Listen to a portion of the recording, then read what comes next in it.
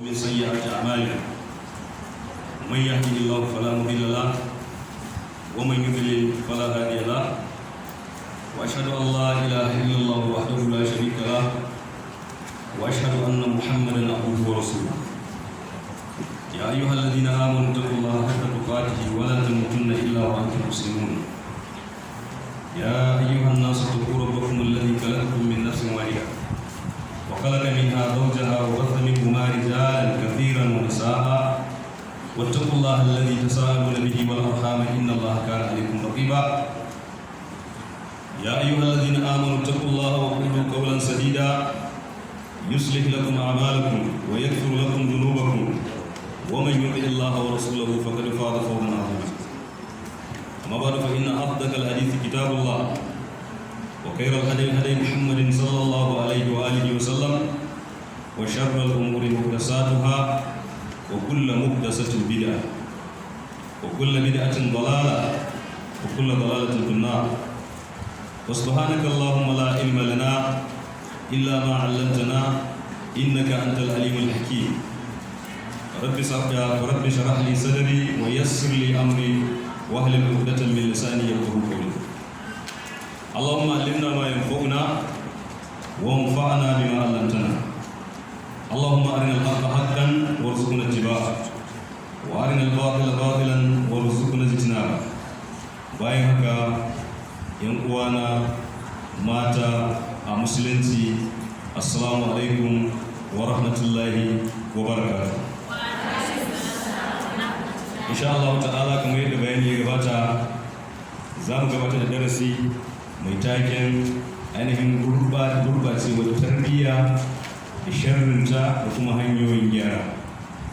Wannan darasi ni da aka bani in gabatar da shi ban kai matsayin ainihin wanda zai isa ba, amma ina ɗaya daga cikin ƙananan almajirai. Muna fatan ubangiji ya mana jagora da gudan abin da Allah madaukakin sarki ya fahimtar da mu insha Allah ta'ala za mu fahimtar da ƴan uwanmu da fatan Allah madaukakin sarki ya sanya shi a mizanin harantar a gyara. Da kuma yadda kuka sani wannan darasi a yadda ne na kasafa shi na ainihin kasashe kusan mataki ɗaya har 12. Da farko za mu yi magana game da abin da ake ce tarbiyya a takaice, sannan na biyu sai kuma mu ji shin tarbiyyar da ake magana mu ne musulmi ne, to za mu yi magana ne akan tarbiyya wadda addinin musulunci ya amince da ita. Sannan sai abin da yake bata tarbiyya har yi kasantar da ita ta gurbace. Abu na hudu shine za mu yi bayani dangane da a takaice dangane da asalin halittar dan adam da abin da ya ta'allaka gare shi, dalilin halittar shi. Sannan abu na hudu wa na biyar shine za mu yi bayanin yanayin yadda addinin musulunci ya tabbatar da cewa yayin da aka halitta dan adam din nan kowane daga ciki namiji ko mace to akwai shaidanin da yake tare da shi. Sannan kuma bayan ka za mu ji bayanin yadda shi shaidanin yake gudana yake kai komo a cikin jikin dan adam kamar yadda jinin dan adam yake gudana. Abu na gaba za mu ji dalilin haduwar dan adam da shi dan da irin rudin da yake sanya mashi har ya mantar da shi daga abin da Allah ya halicce shi a kai. Abu na gaba kuma shine bayanin yanayin yadda zuciyar dan adam take da irin yadda Allah madaukakin sarki ya halicce ta da kariyar da ya bata da yanayin yadda shaitan yake amfani da damar da Allah ya bashi domin ya shiga cikin zuciyar dan adam ya ainihin batar da shi. Abu na gaba sai mu ji waɗanne dalilai ne suke sa ko suke ƙara ƙarfafa gurbatar tarbiyya a cikin al'ummar musulmi musamman a tsakanin mata. Sannan abu na gaba sai mu ji kuma mana shi waɗannan abubuwan su ne sharruka wanda suke da ta'allaka da gurbacewar tarbiyya. Sannan bayan wannan sai mu ji hanyoyin da za a bi a gyara idan Allah madaukakin sarki ya yarda. Sannan bayan nan na ƙarshe sai mu zo riba ake samu tun a rayuwar duniya yayin da tarbiyyar dan adam ta gyaru, mace ne shi ko namiji. Muna fatan ubangiji ya mana jagora. Daga ƙarshe shine sai mu rufe, ma'ana sai mu kammala ainihin wannan darasi cikin hikima Allah madaukakin sarki ya samu dace.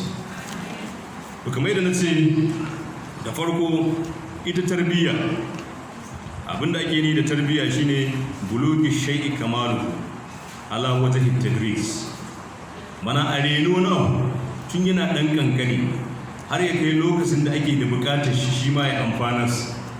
Kuma abin ana yin shi mataki step by step, matakala ɗaya bayan ɗaya. Ba za ka gane wannan ba sai ka lura da ainihin mutane da suke kula da itace kanana, masu dashen itace. Tun suna kanana suke renansu har su kai wani matsayi, lokacin da za a rabu da su ma sun zama masu zaman kansu, za su ba da amfanin duk da ake bukata dangane da su, imma na a karya ne, a ma'ana a sare su a dafa abinci a matsayin ice, ko kuma a samu wasu 'ya'yan itace da za su iya gudana tare da su masu daɗi. Wannan da hikima ce ta Allah. To yayin da ice ya kai lokacin da ya kai, to sai a rabu da shi zai samu maka abinci da komai da wannan ita ce a takaice abin da ake ce ma tarbiyya. Ba za mu so mu zurfafa ba. A can asali Larabawa ba su amfani da lafazi na tarbiyya kamar yadda mu muke cewa tarbiyya. Su suna wani lafazi na at-ta'addib, ma'ana ladabtarwa. Sai kasance za ku ga idan aka samu malami ko na makaranta ko na ina, sai a ce mai al-mu'addib, maimakon a ce mai tarbiyya, mai reno, mai koyarwa. Alkur'ani mai girma ya yi bayani game da tarbiyya a matsayinta na reno a wurare guda biyu. Na farko a cikin suratul Isra, inda Allah madaukakin sarki ke cewa, za mu kata ayi, ya ce wa qur rabbirhamhuma kama rabbayani saghira. Asalin ayi tana da tsawo, tun daga wa qadara rabbuka alla ta'budu illa iyyah wa bil walidayni ihsana har zuwa ƙarshe. Ma'ana ka ce yayin da ka haɗu da Allah ya kaddara ka samu iyayenka suka tsufa tare da kai, ɗaya daga cikinsu ko kuma su duka, to abinda za ka yi musu addu'a shine, ya Ubangiji ka ji kansu, ka tausaya musu kamar yadda ni ma suka rene ni tun ina ɗan ƙarami. Haka kuma a wata aya a cikin suratul ainihin Shu'ara, Allah madaukakin sarki ya hakaito mana maganar da Fir'auna, la'anannan Allah, yayi ma annabi Musa ta izgi. Fir'auna la'anatullahi alaihi yake ce ma annabi Musa, awalan nurabbika fina walidan wa labista fina min umrika sinin wa fa'alta fa'alatka allati fa'alta wa anta min al-kafirin. Mana wai gori yake ma annabi Musa, shin ba kai bane ka tashi nan gidan kana dan kankani, muka rene ka, muka baka kulawa, har ka zama abin da ka zama, har yanzu gashi ka zo kana kafirce mun. Misali ga wannan shine ma'ana ta tarbiyya a matsayin reno, a matsayin a reni abu, a yi tattalin shi har ya kai lokacin da zai isa shi ma ya tattali wani. To duk muna magana ne akan tarbiyya, wannan ita ce ma'anai. To tarbiyyai kamar yadda muka sani, muna gina abin ne a bisa doron karantarwa addininmu na musulunci, addini wanda Allah madaukakin sarki ya zaba mana kuma ya yadda mu yi ibada a kan shi. Idan muka aiwatar da shi yadda ya dace, muka samu tarbiyya nagartatta, za mu yi rayuwa mai kyau a duniya da kuma lahira. Saboda haka ita tarbiyya ta addinin musulunci abinda take nunawa shine a reni mutane ɗaiɗaikunsu da kuma a cikin jama'a, mana a cikin ɗaiɗaikunsu da kuma cikin al'umma baki ɗaya. Mana a rene su ta hanyar da za su fahimci dalilin da Allah maɗaukakin sarki ya halicce su a duniya, kuma su fahimci dalilin da Allah maɗaukakin sarki ya sa yake son su bauta mashi, kuma su gane cewa yayin da suka bauta ma Allah kansu za su amfanar ba ubangijin ba. Don haka kuma wannan ba wai a koya ma mutane karatu kaɗai ake yi ba, domin mutum zai iya zama mai karatu, mai tarin karatu da yawa, yana da ilimi, amma karatun kuma ba ya amfani da shi. To amma yayin da mutum yake da karatu sai ya samu tarbiyya, aka koyar da shi ilimomi kala-kala wanda za su amfane shi, kuma ya yi amfani da wannan karatun ya samu hasken shi rayuwar ta duniya, mana ya haska mashi rayuwar ta duniya. Wannan ita ce tarbiyyar da ake bukata a cikin addinin musulunci. Sannan sai abu na uku shine ainihin yanayin gurɓacewa ita tarbiyya. Asali ita tarbiyyar nan da muke magana, duk wani ɗan adam da Allah madaukakin sarki ya halicce shi ne akan fitra as-salima. Duk ɗan adam Allah ya halicce shi a bisa tafarkin addinin musulunci. Ko gidan fafaroma aka haife shi, Allah madaukakin sarki ya halicce shi matsayin musulmi. Sai dai a yayin da iyayen shi suke kula da shi, suka rene shi, in yayin rashin sa'a ba musulmi bane sai su tafi da shi bisa addininsu. Iko an yi sa'a dama musulmi ne, to fa ni'ima, dama abin da ake nema kenan. Wannan baya da bukata a jaddada mai kalimatu tauhid, baya da bukata a jaddada mai kalimatu shahada. Saboda haka dama shine addini da Allah ya sa. To kuma yayin da tarbiyyar nan ta gurbata, duk aka rasa waɗancan abubuwan da aka ambata, sai ya kasance ga mutum yana tahiya amma a makance. Kamar yadda Allah madaukakin sarki zai tada shi ranar tashi alkiyama bayan ya gama sharholin shi a duniya, sai rabbi lima hashartani ama wa qad kuntu basira. Ya ubangiji, dan me ka tada ni a matsayin magawa bayan da ina gani. Allah ya ce kazalika atatka ayatuna fa nasitaha wa kazalika al-yawma yawmul tunsa. To haka al'amarin Allah yake. To ba mu fatar tarbiyyar mu ta gurbata har ta kai yanayin da ubangiji zai mana wannan tambaya a ranar tashin alkiyama. Da haka shi ya sanya ake gudanar da irin waɗannan darussa domin taimaka ma 'yan uwa a cikin musulunci su fahimci inda aka nufa. Da yawa suna rayuwa, suna zuwa islamiyyu, suna zuwa makaranta, suna karatu, amma ba su gane me dalilin da yasa ake son su karatu ba. Shin karatun kaɗai za su yi, ko akwai wani nau'in amfanarwa da karatun zai musu? To dole sai ana yin tahzib, da ana kokarin gyara ainihin tunaninsu da kwakwalansu don su fahimci abin da Allah madaukakin sarki yake nufi, da kuma iyayensu da ko suke kokarin tarbiyyantar da su ta wannan hanya da suka samu kansu. Sannan sai mu bayani game da asalin shi kanshi dan adam.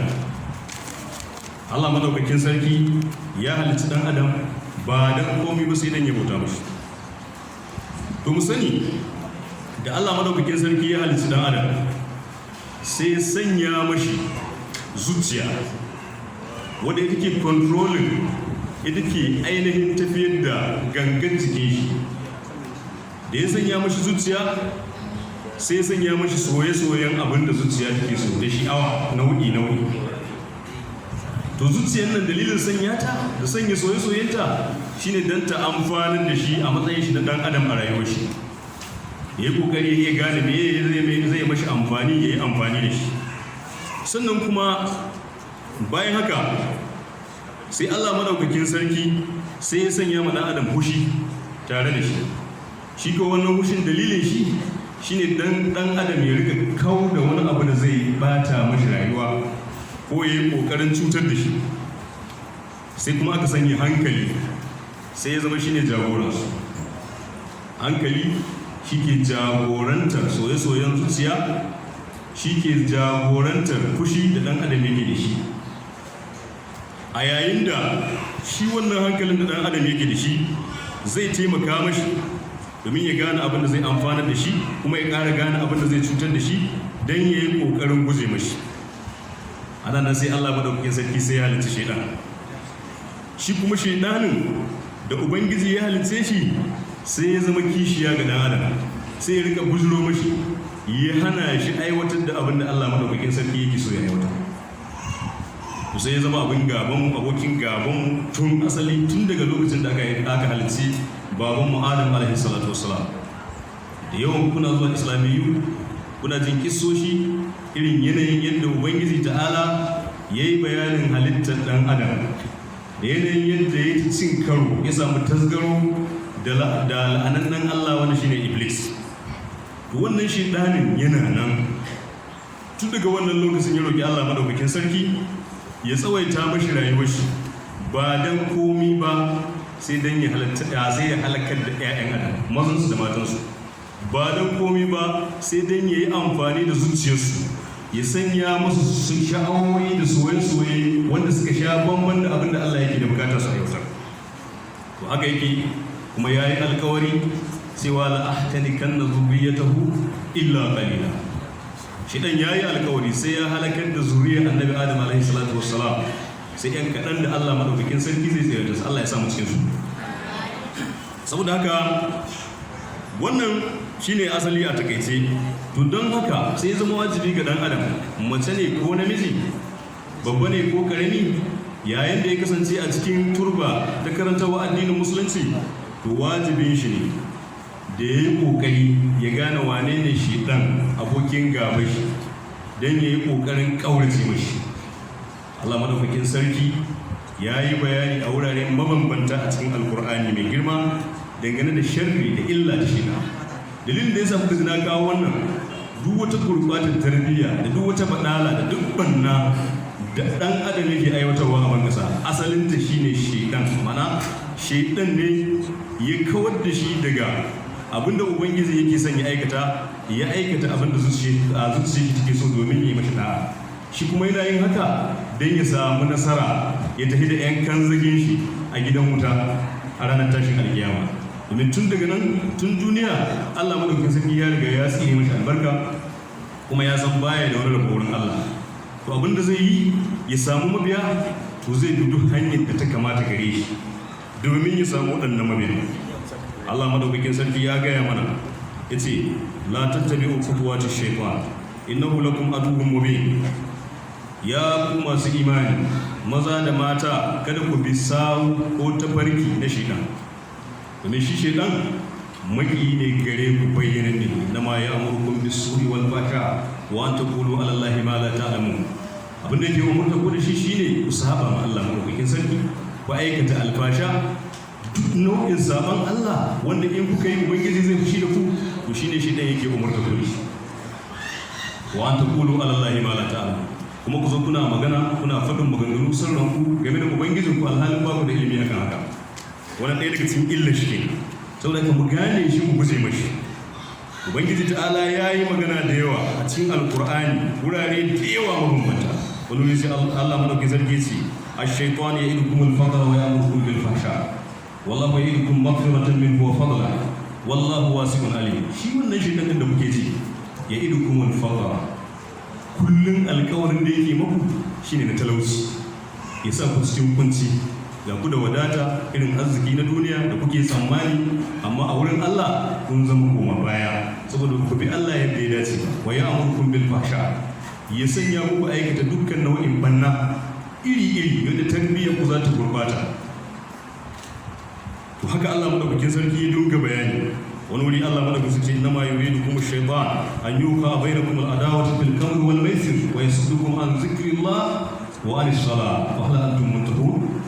Wato ubangiji yana ta tsawatar da mu dangane illa wannan la'anan nan, wanda ya zama makiyin mutum asali tun daga lokacin da aka halicci baban mu Adam alaihi salatu wassalam. Yayi alƙawari zai batar da yawa daga cikin zuriyar shi, domin fifikon da ubangiji ya nuna tsakanin shi da shi. Mana Allah ya fifita Adam da 'ya'yan shi da zuriyar shi baki daya akan shi Iblis da zuriyar shi. Saboda haka sai ya ce wala yaghurrannakum billahi al-ghurur a wata aya. Kada abin da ke rudar da ku, shaytan kenan, wanda yake sa muku rudani game da abin da ubangiji ya halicce ku akai, ku yi alaka da shi, ya rudar da ku ta hanyoyin duk da yake so. Don haka za ku gane kenan ashe akwai masu bauta mashi na, yayin da suka bi son zuciya shi, zai masu hudubobi na wasu wasi kala-kala. Kuma shi ɗanin nan ba ganin shi ake yi ba, kuma yana da 'yan kanzagi, ba shi kaɗai ba ne ba, bi ma'ana yana da waɗanda suke taimaka mashi a wajen aikin shi. Kuma masu taimakon shi nan akwai su daga cikin shaidanu, kuma akwai su daga cikin mutane, mana akwai su cikin aljanu da kuma mutane. Allah ya tabbatar mana da wannan. Akwai shayatinul insu wal jin yuhi ba'dhum ila ba'din zukhrufal qawl ghurura. Waɗannan shaidanun sai mun yi hattara, sai mun karatu, mun fahimci addini gwargwadon fahimta, mun samu tarbiyya nagartatta wanda ba ta kauce ma gurbata, sannan za mu iya gane sharrinsu da kuma yadda za mu kauce musu. Domin ba ka sanin sharri, ba ka iya kauce ma sharri har sai ka gane. Arabtu sharra la li sharri lakin li tawaqi faman la ya'rifu sharra wa amin. ko waka fi ko wani sahabi na Annabi sallallahu alaihi wasallam zai fara gina limana ci kullum idan sahabbai suka zo a wajen manzon Allah sai su rika tambaye shi abubuwa da yawa na alkhairi ni kuma sai nake fahimtar ai akwai wani nau'i kishiyar alkhairi shine sharri to ni kuma sai rika tambayar manzon Allah game da sharruka dalili da in gane sharri yayin da ya zo mana a cikin duk irin shigar da ya zo mana da ita zan fahimce shi da in kauce shi idan kawai sharri ya zo mani yayin da ba zan iya gane cewa sharri ne ba to zan iya afkawa cikin shi wajibi ne mu tsawatu daga sharrin shaitan Allah anannan Allah wanda yake kokarin ya batar da mu bisa turbar da Allah madaukakin sarki ya halice mu akai zai ce mana hudubobi a duniya nau'in hudubobi kala-kala wani wuri Allah ce ga matsalin shaifani qala al-insani kafar falamma kafara qala inni bari'un minka inni akhafu Allah rabbul alamin shi dan yanayi da yake hudu da mutane zai zo ya samu dan adam ba tare da adam ya san ya zauna tare da shi ba zai ta sanya mashi wasu sake-sake a cikin zuciya shi aikata banna ya saba ma Allah ya kafirce ya ubangiji idan dan adam din yana da sauran imani sai ya gama aikata banna sai ya ji kuma ya yi nadama to shi ɗanin ya tafi ya ce ni yanzu ba ruwa na da kai ina na riga na gama da kai ni ina jin tsoron ubangiji ina jin tsoron Allah ubangijin ta ne haka shi ne yake wannan rashin kunya to waɗannan hukumomi duk a duniya suke kasancewa to mu yi ƙoƙari mu samu ainihin fahimta da iya gane shirruka na shaitan duk inda za su illo mana tun kafin wani yini ya zo lokacin da zai yi wani huduba ta ƙarshe akwai huduba da shaitan yake yi ta ƙarshe bayan duk ya gama huduba shi a duniya ya samu kan zage shi ya samu ainihin mutanen da za su yi cikin wutar jahannama inda shaitana lakum aduwwun fattakhiduhu aduwwa inma yad'u hizbahu liyakunu min ashabis sa'ir Allah ya ce lalle ku sani shaitanin nan maki ku kare rike shi matsayin maki domin yana kiran yan tawagar shi da yan kanzage shi yana tattaro su a duniya yake samun su mabiya domin su kasance yan wuta to a ranar tashin alkiyama can cikin sunan Ibrahim alayhi salatu wassalam Allah ya mana bayani hudubar da shi ɗan yake ma mutane ta ƙarshe bayan duk ya gama da su a duniya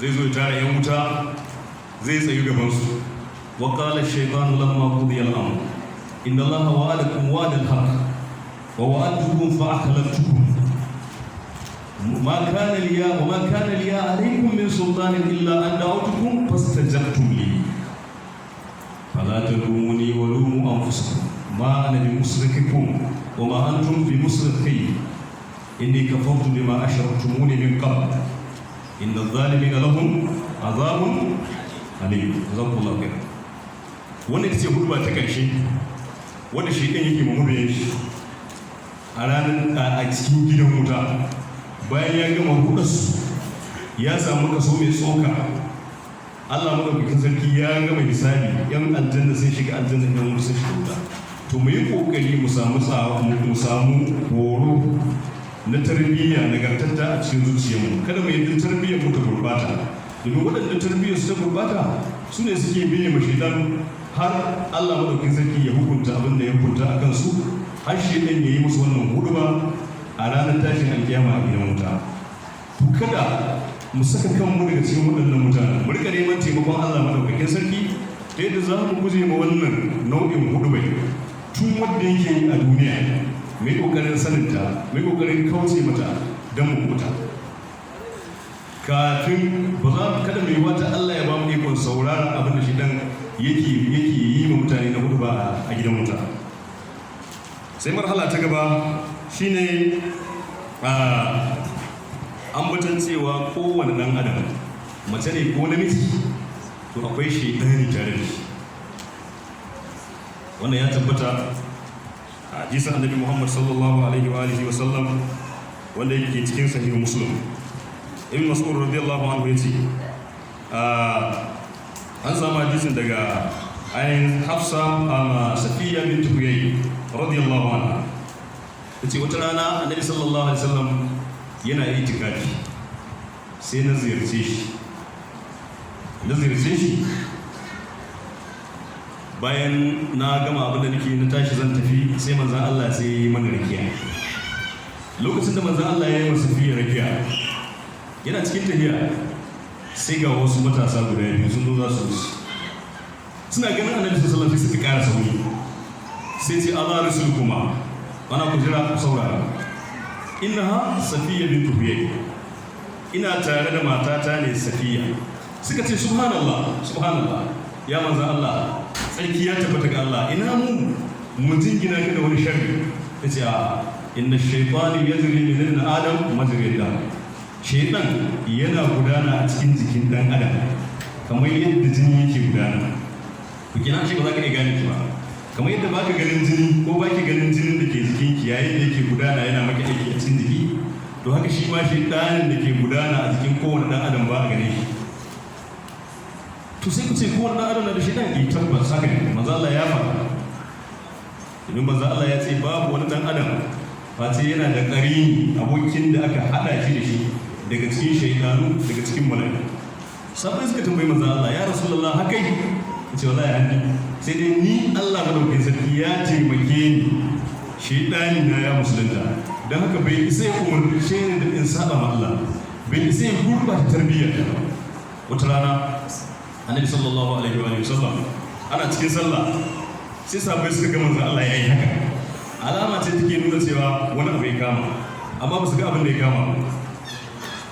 Sai da aka tambaye, aka gama sallah, sabon manzo Allah suka tambaye manzo Allah, ya Rasulullah mun kai damki wani abu. Sai ce shi dan ne ya zo lokacin da nake sallah ya so ya gitta ta gabana dan ya bata mana sallah. Da na damke shi na shake shi sai da na ji har sanyin harshen shi a bisa hannuna. Ce ba dan addu'ar da dan uwana Sulaiman ya riga ya ita ba, da sai na daure shi a rihaban masallaci, a manaran masallaci, yaran Madina su su mai ego.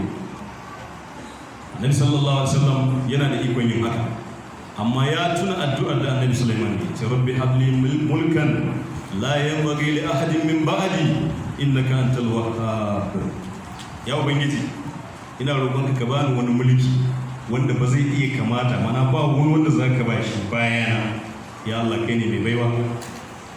To Annabi Muhammad sallallahu alaihi wasallam ya tuna da wancan addu'a, dan haka sai ya saki shi da ya tafi.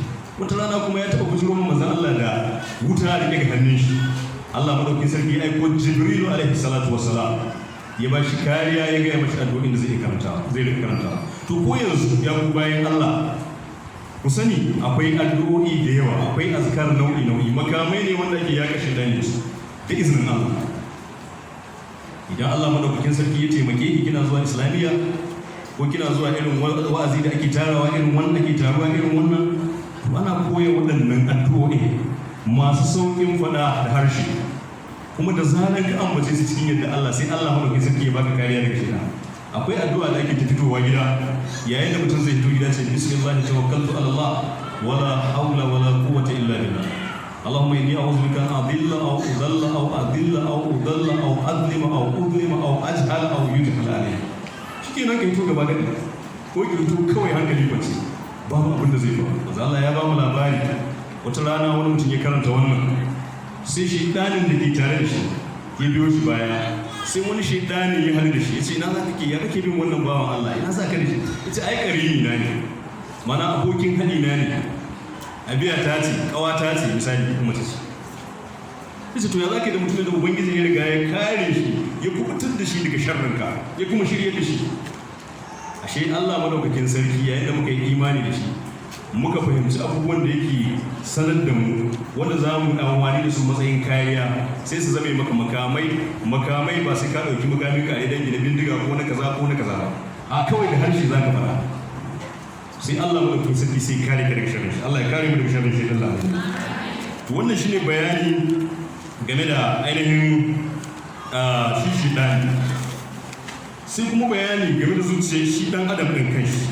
Bayan wancan bayanin da muka gudanar, ita zuciya ta ɗan adam wata garkuwa ce Allah madaukakin sarki ya sanya ta a cikin ɗan adam, wata katanga ce ta ƙarfe, kuma ƙarfen wanda ba abin da ke iya fasa shi ya yi ta'addanci zuwa gare shi.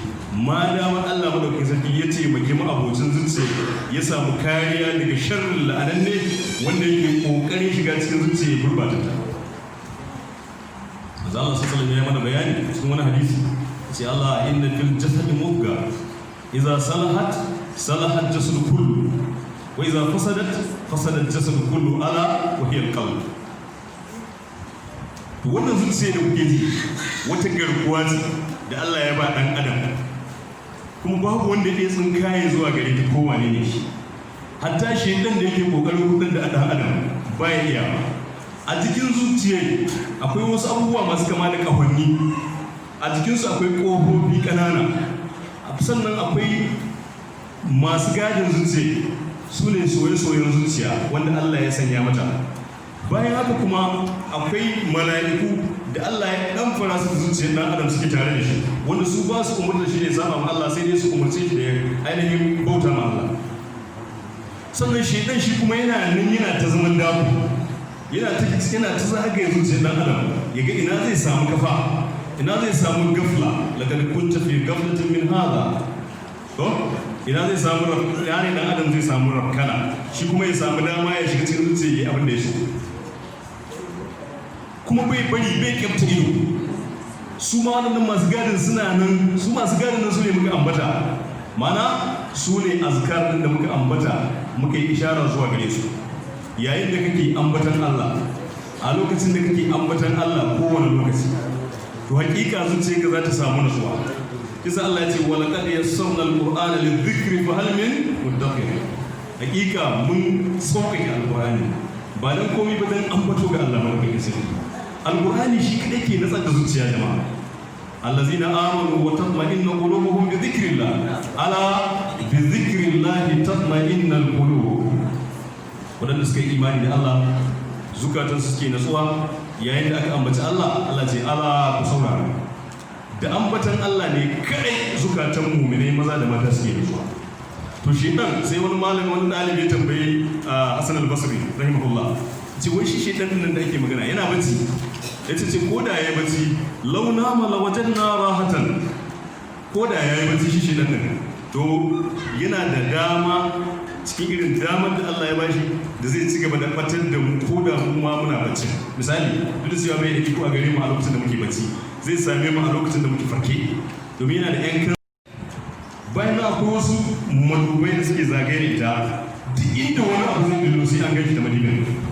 Kamar ce misali masallacin da yadda glasan da suke, in aka kulle masallacin wani na son ya shiga da ayyukan gittawa wanda ke cikin masallacin zai iya gane shi.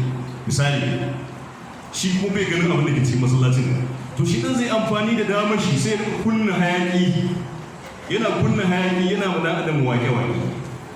Ash-shaytanu ya'idukum al-faqra wa ya'murukum bil fahsha. Dan me dan ya dushe hasken waɗannan madubin, yayin da in yazo shiga zai samu damar shiga. Kuma ba abin da ke ƙara haskaka wannan security layers da suke zagaye da zuciya sai imani. Yayin da imanin bawa ya daga, ya kai darajar da ya kamata, to hakika Allah madaukakin sarki zai kare wannan bawan daga sharrin shaitan. Shaitan ba zai samu dama ya samu ikon ya shiga cikin zuciyar shi har ya yada mashi wani waswasi ba. Wannan shine a takaice dangane da bayani ita kanta zuciya take cikin dan adam, wanda idan shaitan ya samu dama aka samu zuciya ta rabkana, imanin yayi rauni, to sai ya samu mazauna. Da zaran ya samu madawwama a jikin dan adam, to sai ta sheke aishi. Sai ya kasance Allah madaukakin sarki ya sha makanta zuciya da nau'in shamaki kala-kala. Akwai nau'in shamaki da ubangiji ke sha makanta zuciya da su mabambanta, alƙur'anin Allah ya bayyana su. Kun ga akwai khatmu, akwai marud, akwai tabar, sannan akwai zaibu. Duk cuta ce ta zuciya, cututtuka ne na zuciya. Khatama Allahu ala qulubihim wa ala sam'ihim wa ala absarihim gishawatan. To akwai waɗannan nau'in abubuwa. Sannan fatubi ala qulubihim fa hum la yafqahun. In ka koma ga al'amarin munafikai. Sannan wuri Allah madaukakin sarki ce fa amma alladhina fi qulubihim zaygun fayattabi'una ma tashabaha minhu ibtigha'a al-fitna ibtigha'a ta'wil wa ma ya'lamu ta'wilahu illa Allah. Jama'a duk waɗannan abubuwan da kuke ji cututtuka ne kala da zuciya, wanda ubangiji ta'ala yayin da aka rabu da shi aka kibin umarnin shi aka koma yi mashi dan da'a bayan alkawarin da aka kulla tsakanin ku ubangiji sai alam a'ad ilaykum ya bani adam Allah ta'budu shaytan innahu lakum aduwwun mubin ko yace wa huduni hada siratul mustaqim to idan ka kauce mu wannan siratul lahi mustaqim ka bi wadannan yan hanyoyi na shaytan ana nan wata rana sabon annabi sallallahu alaihi wasallam suna zaune tare da manzon Allah a irin yanayin da yake ladabtar da su yake koya masa tarbiyya nagartatta tarbiyya wanda shi dan bai sai gurbata ta ba wata rana sai manzon Allah ya ja layi sai ki ga masa bai hada siratul lahi mustaqim mana wannan shine tafarkin Allah mai kake wanda ba karkata tare da shi sai aka ga manzon Allah yayi wasu ƴan layuka a gefen dama da gefen hagu sai ce wa hadhihi subul wadannan kuma da ko gani ƴan hanyoyi banda wannan dogon akwai wasu kanana kuma kowace hanya ɗaya ne babu hanya ɗaya daga ciki daga ta bangaren dama da tagu ba sai akwai shaidanin da yake kira zuwa gare ta kun fahimta kenan idan aka saki tafarkin Allah madaukakin sarki za a koma wani tafarki na idan aka ki bautan Allah za a koma bautawa to Allah ya kare mu daga sharrin bauta daga bautar shida waɗannan su ne bayanan da ya kamata mu aje a matsayin mukaddima na wannan darasi wanda aka yi matakin gurɓacewar tarbiyya da sharrinta da kuma hanyoyin gyara to har yanzu muna bayanin dalilan da ke sa tarbiyyar ta gurbata to kaso na gaba shine za mu je ga bayanin ainihin sharrukan wanda ga su muna gani a fili suna bayyana muna mu'amala da su kaɗan daga cikinsu wanda Allah ya bani iko na hakaito shine akwai al'amari da ya shafi ainihin na ɗaya wanda ya shafi abubuwan da mutane suke saurari kuma suke kallo da idansu waɗannan sharruka ne da suke ƙara gurɓata tarbiyyar ɗan adam mace ko namiji a yayin da ya riga ya rafkana ko ta rafkana ya ta'allaka da waɗannan abubuwa. Na farko akwai rediyo. Duk abinda kuka sani wanda za mu ambata yana da alkhairin shi yana da sharri. To amma sharrin mutane sun fi mu'amala da shi yasa ake hakaito shi domin mutane su samu izina su kaurace mashi. Wannan yasa to rediyo ake take zama sharri. Ai labarai ake ai kaza ake yi. To akwai mutumin da zai shigalta da sauraron rediyo, sauraron labaran duniya, ya manta da labaran lahira, ko kuma baya hada da labaran duniya da lahira. Ana gama sallah asuba, kila ma bai samu jami'in sallah asuba ba, kila ma bai je masallaci ba, amma karfe 6:30 ba zai bari labarai na me ake fara da dare, Amerika ne ko BBC? Na muryar Amurka. To muryar Amurka ba ta bai taba kauce mata ba. Zai sai batira ya sanya wa rediyon shi don ta ba da sauti mai kyau ya saurari labaran da suke faruwa a duniya. Yana gamawa bayan minti 30 sai ya saurari BBC. Yana gama bayan minti 30 sai ya saurari Deutsche Welle. Yana gama bayan minti 30 sai ya saurari Radio France. Haka rayuwar shi za ta kare. Ya saki hadafin da Allah madaukakin sarki ya halice shi abinda Allah ya halice shi dan shi ya bata maka shi rayuwa alhalin ga alqur'ani tare da shi a gidan shi matsayin shi na musulmi ko tare da ita a matsayin ta na musulma wanda ya kamata mu bibiya mu samu natsuwa Allah ya sauƙaƙe mana shi don ambatan shi don mu wasu wala kad yassarna alqur'ana lidhikr fa hal min mudakkir to a yayin da mutum ya shagala da wannan sai rika samun labarai na gizo da kunta sun ne gizo da koki mafi aksarin waɗannan ainihin kafafen watsa bayanan ko labarai suna zuka ƙarya ne da son zuciyarsu kuma duka waɗannan abubuwan suna da alaƙa da irin nau'in rudani wanda yahudawa suka so tun asali su yi ma musulmi suka kasa Allah madaukakin sarki ya hana su dama tun na asali ubangiji yace wa in kuntum fi raybin mimma nazzalna ala abdina fa atu bi suratin min mithlihi wa law shuhada'akum min dunillahi in kuntum sadiqin fa in lam taf'alu wa lan taf'alu haka Allah madaukakin sarki yace ku tuna waɗannan yahudawa tun asali sun gaza yanzu tattaba kullun su su ne yanzu ke kokarin suna yaki. Allah ce wala yazaluna yuqatilunakum hatta yuraddukum an dinikum in istata'u. Ba za su kushe ba wallahi, za su dinga yaƙa tun daga lokacin farko daga nan har tashin alkiyama har sai sun ga kun yi da kun ba addini. Za su zo muku da nau'in rudarwa iri, za a zo muku da mujalla, za a zo muku da ainihin bayan abin da ya shafi rediyo wanda ake saurare, za su muku da abin da ya shafi talabijin. Tashoshin banana da baza da ruguza addinin musulunci sun yawaita, kuma su muke kallo a gidan da jinmu. Mun sanya musu kaso mafi tsoka fiye da tashoshi da suke taimakawa wajen gane addinin Allah. Musamman abin da yake faruwa, za ka ga mutum ko mace ko namiji, kila idan ainihin uwa ce tana da 'ya'ya, idan kuma ɗiya ce tana taimaka mahaifiyarta, to ba za ta taimaka mata ba yadda ya kamata taimake ta in tana kallon wani fim wanda yake burge ta. A yayin da waɗannan tashoshin suke shagaltar da mutane domin su ja baya da karatun alkur'ani. Domin abin da yake faruwa shine su waɗannan yahudawan sun tabbatar ma damun musulmi za su rike alkur'ani, ma damun musulmi za su tsaya ma Allah, to babu wani abu da zai kira su. To amma wani irin yanayi za a samu musulmi za su samu shagaltuwa tunda sun kasa rikita alkur'anin su da kansu, kuma sun kasa. Amma duk da yake cewa yanzu su taɓa kullum suna nan sun yi wasu surori.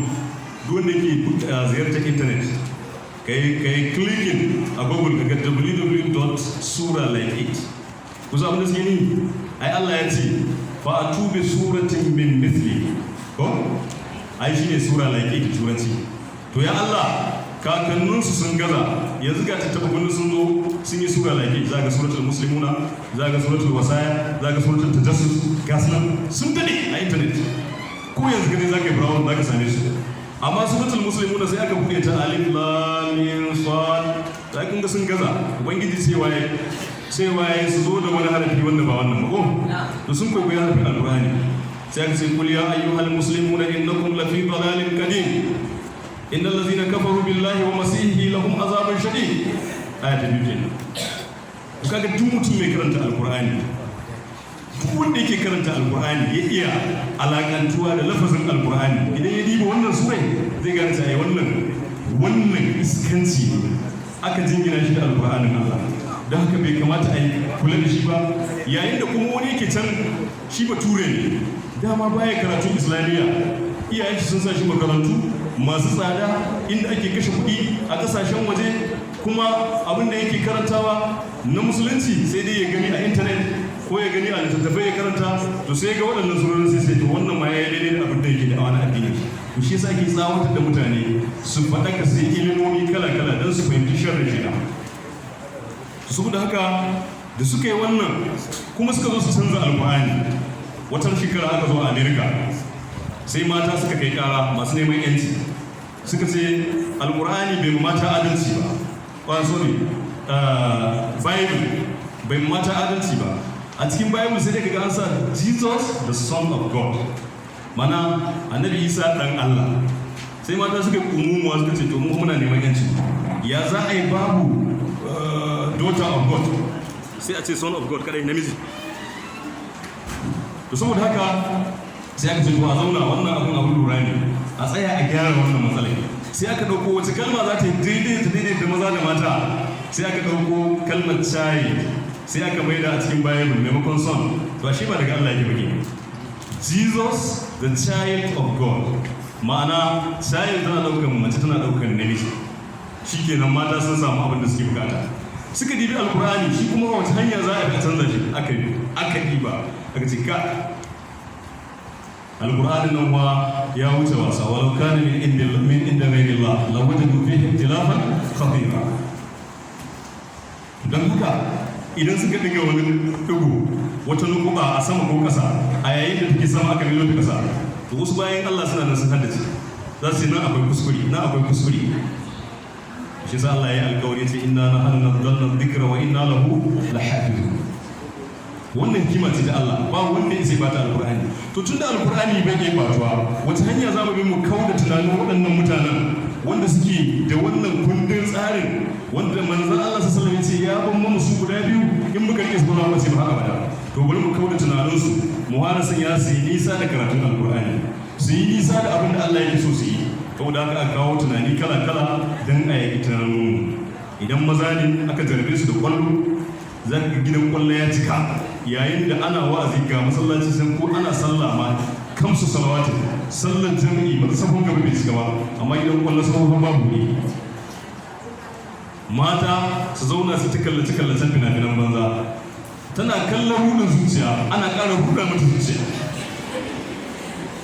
ana ƙara buɗe zuciya ta tarbiyyar na ƙara gurbata ya kamata ku fahimta su kansu sun kira shi rudin zuciya to cikin zuciya ke gare mu da ba ta hankalta ta fahimci abin da ake yi mana za a ruda mu zuciya sai kuma ki kalli tarkon kauna to kaunawa in ban da kaunar Allah wace kauna aka lizanta miki da kaunar manzo Allah sallallahu alaihi wasallam saboda haka sai tunanin mutane sai ya ƙara bushewa sai a kawo wani fim babban abin da yake faruwa cin mutunci da ake ga shari'a ta addinin musulunci wanda ba a girmama alkur'ani kuma mutane masu mulki suna gani kuma an ce akwai hukuma ta tace fina-finai amma suka ga an yi fim na hausa domin 'ya'yan hausawa su samu rudani a cikin zuciyarsu ko kuma a fassara fim na indiyawa da hausa domin 'ya'yan hausawa su rika fahimtar abin da ake cewa domin su yi kokarin koyi da waɗancan mutanen su watsar da abin da ubangiji ya ce su koyi su ainihin addini sama shi sai ka ga an kawo wani malami a cikin fim na hausa yana karantarwa ga alkur'ani ga hannun shi saboda wulakanci ga ɗaliban shi sun yi rubutun alkur'ani bisa allo ana karantawa ana isgilanci ko a zo masallaci a kira sallah a yi wulakanci ga addinin musulunci wai mun musulmi mun kasa gane cewa wannan abin mutum mutunci wannan abin da sisa ce makirci domin alkur'ani ba hadafin shi kenan ba dalilin haka Allah madaukakin sarki ya saukar da alkur'ani ba amma za ku ga muna dariya muna ce wannan wasa yayi ai wannan shi wani yana hitowa mutumin kirki duk lokacin da za a yi fim shi bai taɓa hitowa mutumin banza ba wani lokaci alƙali yake hitowa kun ga wannan surar su suna suranta muku cewa a cikin zukatanku kenan shi wannan wasan kwaikwayon ma ana iya shi a musulunci hakika wannan ɗaya ne daga cikin abubuwan da ke gurɓata mun tarbiyya kuma mun kasa fahimta mun kasa faraka suna isa to mala ya aka yi sani ina kallo nake yi ma dan in gane abin da ake yi ciki domin idan wani zo ba da labari a gidan mutanen sunna ba ka zuwa ka bani labarin abu kuma in je in gaya wa jama'a kuma in faɗakar da su akai sai na tabbatar da faruwar shi ina kallo dan in gane illolin da ke ciki da makircin da ake son a yi mu na a tahiyar tunaninmu a hana mu tsaya mu karanci alkur'anin da Allah madaukakin sarki ya sare mana wannan kaɗan kenan a nan ciki ne za ku ga mata ƴaƴayenmu da kuma iyayenmu tunda wurin nan akwai iyaye akwai ƴaƴa ko ba ka ba akwai mata akwai ƴan mata za ka ga suna koyon ainihin kwaikwayon style na suturu da waɗannan watsatsun masu watsa tarbiyya masu gurbata ma al'umma tarbiyya suke sanyawa su ma suna koyo suna sakawa to ku sani manzo Allah dama ya yi ishara zuwa ga irin wannan mata ya ce suna nan sun fani min ummati lam arhuma wasu ne daga cikin al'ummata nau'i biyu ban gan su ba kuma ban san su ba amma Allah ya sanar da ni za su to daga cikin su akwai nisa'un kasiyatun ariyatun ma'ilatun mumilatun ru'usuhunna ka'asbatil buktil ma'ila la yadkhuluna al-janna wa la yajiduna riha law kana riha la yujadu min mathirati kaza wa kaza Allah ce daga cikin mutanen da ban sani ba cikin al'umma ta suna nan za su akwai mata da suke saka tufafi amma tsirara suke yawo a zahiri sun sa tufafi kuma mai tsada kuma na kesare ne ba za ka gane wannan ba muna zuwa zuwa ga wata gaba wadda take ci mutu a ƙwarya hatta a cikin zuriyar hatta a cikin al'ummu hatta a cikin matan da muka tara nan wani domin faɗakar da su saboda haka maza Allah ya ce za ka ga kawo nan su kamar tozon rakumi haka za su yawo sun yi a tunci maza misali sai maza Allah sallallahu alaihi ma'ilatu mumilatu su karkatattu ne kuma masu karkatarwa sun bace kuma suna batarwa domin duk sanda suka fita waje sai sun haddasa fitina a cikin al'umma a annabi sallallahu alaihi wasallam ya ce ba za su taba shiga aljanna ba, kai ba ma za su taba jin kanshin aljanna ba, ko da a ce daga nan zuwa wuri kaza in ake tafiya za a jiwo kanshin aljanna to su ko sun je wurin ba za su kanshin aljanna ba.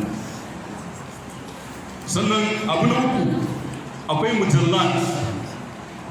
mujallu magazin wanda ake wallafawa yan pamphlet na batsa da kuma ainihin littattafai na soyayya wanda suna nan cike da gidaddajin mataye musulmi iyayensu da 'ya'yansu 'yan mata da matan aure wani iyayensu da ga alkur'ani a gabanki kullum za ki ta islamiyya, amma abin mamaki wata sai ta saka littafin soyayya a cikin jikinta ta islamiyya, ana can ana darasi na tauhidi, ana can ana karatun alkur'ani, ita kuma ta ɓoye cikin jikinta na karanta littafin soyayya. Tana cikin karatun nan sai kaga hawaye sun zubo mata, aikin banza aikin wuri,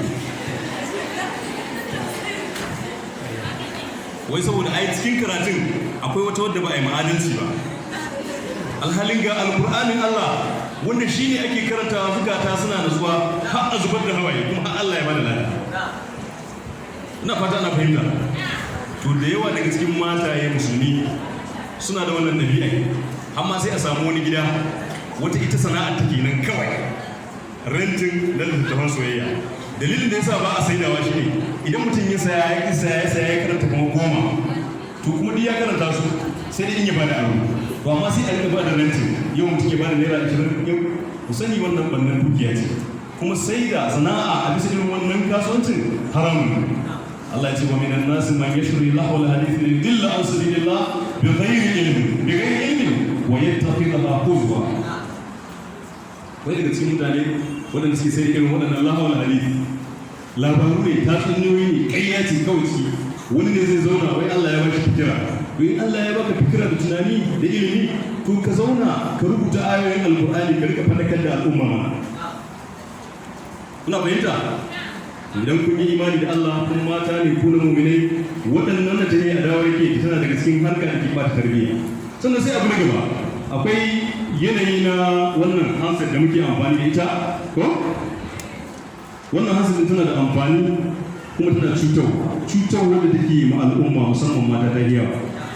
Yanzu da za mu zo nan a ce yan agaji duk mata duk yarinyar da zo da waya daga budurwa har macen aure a an shawarta, wallahi sai wani ya ga abin da bai bacci ya gaishe a cikin wayoyin.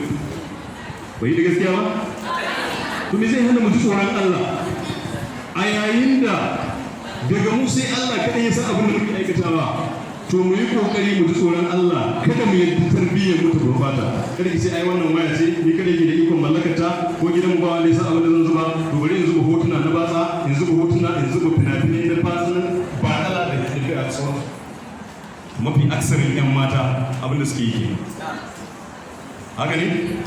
To mu dawo da ke wanda in muna son mu samu rabo wajen Allah madaukakin sarki, in muna son tarbiyyar mu ta ainihin daidaita. Sannan banda wannan kuma akwai social media. Maimakon mutum ya ɗauko alkur'ani ya karanta ya ba shi awa 1 ko awa 2 yana karanta alkur'ani yana samun lada yana ƙara imani da Allah, musamman mata tana iya bata awa 5 tana chatting da wani wanda bata sani ba, kila ma arni, amma yana mata kalamai masu daɗi tana jin daɗi. Ana yin kalamai wanda suke motsa sha'awa ta 'ya'ya mata a cikin gidan da zai yana faruwa, ba inda wannan abu bai faru. Ma dama akwai wannan abu, ma dama akwai ta, to sai mu kiyaye, mu sani duk abin da za mu aiwatar idan wani bai gamu ba wanda yake kokarin kula da tarbiyyar mu, to ubangiji ta'ala yana kallon mu baya wuce. Ina fata an fahimta. Waɗannan wasu abubuwa ne wanda daga cikinsu sukan taimaka wajen gurɓatar tarbiyyar. Sai kaga 'ya'yanmu mazaje sun yi wani aski wanda ko a jahiliya, can jahiliya ta farko ba a irin wannan aski ba, ko da ke ban halarci lokacin ba, amma dai a ɗaya ikar tunani na abin da nake gani kenan. Kuma irin wannan askin da yake faruwa da 'ya'yan musulmi suke yi, kuma su shigo cikin gidajen iyayensu, kuma iyayen suna ganin su ba su ce musu komi, cika a zamani su wani ai zamani ne za su to za su bari har sai mutuwa ta zo ta same su, sannan za su bari su tafi cikin mummunan kamala a wajen Allah madaukakin sarki. Idan mutum ya mutu da irin wannan aski, sai aski to me yasa ake askewa? A bar shi mana. Saboda haka mu yi kokarin kiyayewa, iyaye mata da iyaye maza mu yi kokari. Allah ya ce ku anfusakum wa ahlikum nar. Ba wai kai kadai zaka tsara zaka yi kokarin tsayar da kanka ba, kai ta zuwa masallaci, kai ta zuwa makaranta, amma ya aika ko a in ka haka ka ci amana da Allah madaukakin sarki ya baka, kuma sai Allah ya muku tambaya kan haka. Kullukum ra'in wa kullukum mas'ulun an ra'iyati. Dukkan ku makiyaya ne, kuma dukkan ku sai Allah madaukakin sarki ya yi muku tambaya game da abin da ya ba ku ke. Kai hatta hankalinka kai wasa da shi, ka batar da shi akan karin banza. In kana ganin baka da dangi, baka da iyali, ko baki da yaya, baki da kaza, don haka tarbiyyar wa ke kanki, akwai tarbiyyar karan kanki. In kika toza ta sai ubangiji ya maki ya ainihin yi maki tambaya akan ta. To banda wannan sharrin da muka ambata wanda yake faruwa, sannan mu sani akwai abokai na banza, kawaye na banza daga cikin mata, abokai na banza daga cikin maza. A matsayin mutum na musulmi ko matsayin ki na musulma, shari'a musulunci abinda ta baki dama, maza Allah ya ce wala tusahab illa mu'min wala ya'kulu ta'amaka illa taqiyyun. Kada ka yi abokantaka da kowa in dai ba mu'mini bane. Ma'ana kawar da zaki tarayya ita da kasance kawa ce da take karfafa ki wajen azama, wajen taimakon addinin Allah, tafiya islamiyya, karatun alqur'ani, kaza da kaza da kaza. Ba kawai da za ta zo mu tafi fati wuri kaza ba, mu ta yi kaza ana fati, mu ta yi kaza ana yin ƙauyawa, ana yin kaza ana kaza ana kaza, ba irin waɗannan kawai ba. Ko da ke wannan nukan ta'allaka shi da ainihin iyaye mata suna saka kwarai da gaske. Mafi aksarinsu wasu ba su bincike, har mazan ba su binciken suwaye abokan yan uwansu. Shi mutumin kirki yayin da kake zaune da shi taimakon ka zai. Annabi sallallahu alaihi wa sallam a wani hadisi wanda ya bayani game da ainihin zama da mutanen kirki sai ba da misali, domin so da yawa wani lokaci in za ka zo kai ta karatu ba a fahimta, sai an buga misali. Shi sa Allah madaukakin sarki a cikin alkur'ani ma yake buga misalai kala-kala. Allah madaukakin sarki yakan buga misalai kala-kala, hatta da sauro Allah yana buga misali. Kuma hayyaci inna Allah la yastahi an yudriba masalan ma ba'udatan wa ma fawqa. Duk da su Yahuda suna inkari, Allah ce na shi bayan jin kunya ya bada misali. To manzo Allah sallallahu alaihi wasallam a cikin nau'in karantawar shi yakan bada misalai. Misalan da manzo Allah yakan bada sukan yi tasiri kuma a iya rigewa a fahimta. Sai ya ce misalin aboki ko kawa ta kwarai da aboki ko kawa wadda take ta banza, wadda ke gurbata ma ma'abociyar tarayya ta tarbiyya. Ya ce kamar misalin mutumin da ke sai da turare da mutumin da yake ziga ainihin ziga zigi a makera, tarzatsin wuta yana tashi. Ya ce shi wancan mai sai da turaren yayin da kake tare da shi, in ma an yi wabika au menene, ya ce ko dai ya baka ko kuma ka saya daga gare shi, ko kuma in ma baka saya ba za ka ji kamshi yayin da ya zo sami kan ita, kamshi kuma mai daɗi. Amma shi ko aboki wanda yake na banza, wanda yake ainihin gurbata ma abokin shi tarbiyya ko kawanta tarbiyya, ya ce kamar misalin mai ziga-ziga zigi ne a makera. Shin akwai wanda ya san ziga-zigi a cikin na? A makera inda ake kira za ku ana hura wuta da wani abu haka, tarzatsen gawayi yana tashi. Maza Allah ce to idan kana irin wannan abokin, shi na ɗaya ne, ko dai tarzatsen wutan ne ko na maka tufafi, ko kuma ka ji wani wari mai kauri tare da shi. Mana babu alheri a cikin irin wannan abokin. Amma ba wai ce sana'ar ziga zigi babu alheri. Kada ku ce a to tunda ana sana'a kuma ka ba ka gini. Misali ne manzon Allah ya bada. Dan ni dan mutane su iya fahimtar waye kamata su yi abokantaka da shi, mazansu da matansu. Mata waye kamata ku yi kawance da shi da ita, maza waye kamata ku yi abokantaka da su, domin aboki yana tasiri wajen gurɓata tarbiyya. Akwai lokacin da tsakanin abokai za su yi nadama. Allah ce al-akhillahu yawma idhin ba'dhum li ba'dhin aduwwun illa al-muttaqun. Abokai a ranar tashin alkiyama za su zama makiyan juna duk yadda suka shafu a duniya, ma damu ba alkhairi suke kitsawa ba, to ranar tashin alkiyama za su yi nadama, za su zama abokan gaban juna. zaka ji abokin ta ya wailata laitani lam attakhidhu fulanan khalila laqad adallani ala dhikri ba'd idza'i shi kai suna to an ce an kusa sauran minti biyar da Allah kara mun biyar sama dan yi da shashe da akwai wani bayani da akalla shi ma yana iya daukar lokaci bari mu tsallake mu je gare shi. Ɗaya daga cikin manya-manyan matsaloli da suke can sanya tarbiyya tana gurbata shi ne abin da muke faruwa a yanzu a bukukuwanmu na aure. A wannan zama akwai iyaye mata, akwai 'yan mata, kun isa ku zama shaida tsakaninku da Allah. A yayin da ake biki kukan sako hijabi irin wannan fita gidan biki? Me yasa? Ba musulunci bane? Na? Ba ni'ima ba ce da Allah madaukakin sarki yayi muku? To ba haka ake godiya Allah? To ku sani Allah madaukakin sarki yana kallon ku. Sai ka iyaye sun ce a ai rana ɗaya ce kawai. A bacci da ɗan sanya. Inna lillahi wa inna ilaihi raji'un. Wa yake da tunanin zai ƙara sakan guda a rayuwar shi? To sai kika mutu a wannan halin da ke saba wa Allah. Me zai faru? Sai ka zance ai wacce ba kauye ce. Wai biki ake amma ta sa hijabi. Me zaki da hijabi? Shedanci iri a tara makaɗa 'yan iska masu watsa tarbiyya maza da mata ana rawa har namiji kama kugun mace ana rawa ta iskanci ta madala ana yin ruwaye kuma ita da roma ta aure ce. Yanzu wannan shi zai gyara mu tarbiyya, wannan shi zai ƙara gurbata tarbiyyar mu ma da mu tsoron Allah. To bari ku ji abinda manzo Allah ya gaya mace ya ayyuhan nabi qul li azwajika wa nisa'ika wa banatika ya ayyuhan nabi qul li azwajika wa banatika wa nisa'il mu'minina yudnina alayhinna min jalabibihin dhalika adna an yu'rafna fala yu'min. Haka Allah ya ce ba? To a takaice lokaci yayi, wanda lokaci amma dai na so in ida bari dan dace wannan gabai kayan dace.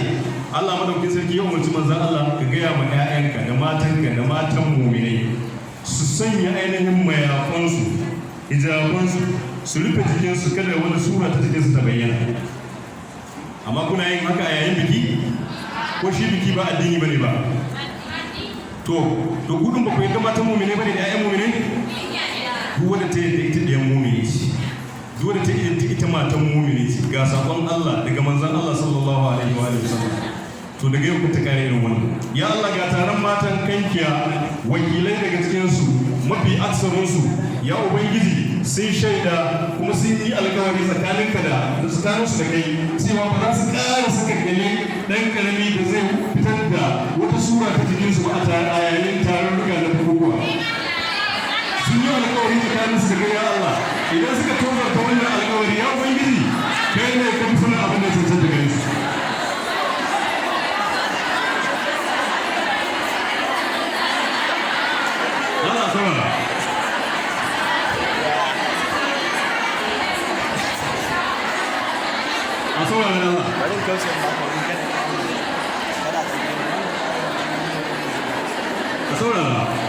Lokaci na ya kare mun ke shiru bane mu ida akwai abubuwa masu muhimmanci yanzu na bayani ne game da sharri ainihin gurbatatta aqida a tarbiyya to kuma sai ana son a ji menene hanyoyin gyara.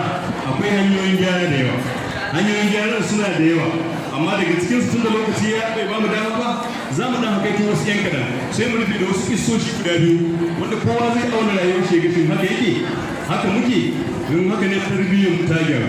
In ko ba haka ba to akwai sauran aiki. Hanyoyin gyara, babban hanyar gyara ita ce akwai hanyar ta amru bil ma'ruf, umarni da kyakkyawan aiki da hanya akan mummuna.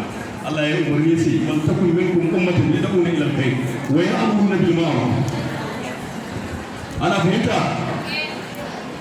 Lalle a samu ta al'umma da za ta rika umarni da kyakkyawa da rika hani akan mummuna. Kamar irin wannan wani abu mataki ne da muke ganin in Allah ya yarda za a ci nasara da izinin Allah. Ko da wasu sun manta wasu ba za su manta ba, ko da wasu manta wasu za su tunatar da su. Sai manzo Allah ya bada wani misali cikin irin misalan da manzo Allah yake bada dan a fahimci abin da ake nema a fahimtar matsala. Yace nau'in mutane da suke rayuwa a irin wannan rayuwa a wannan addini na musulunci nau'in mutum biyu ne. Yace kamar misalin mutane ne suka yi ƙuri'a za su shiga jirgin ruwa to step biyu ne, akwai gidan ƙasa akwai gidan sama. Wasu suka dauki ƙura za su zauna a gidan ƙasa, wasu suka dauki ƙura za su zauna a gidan sama.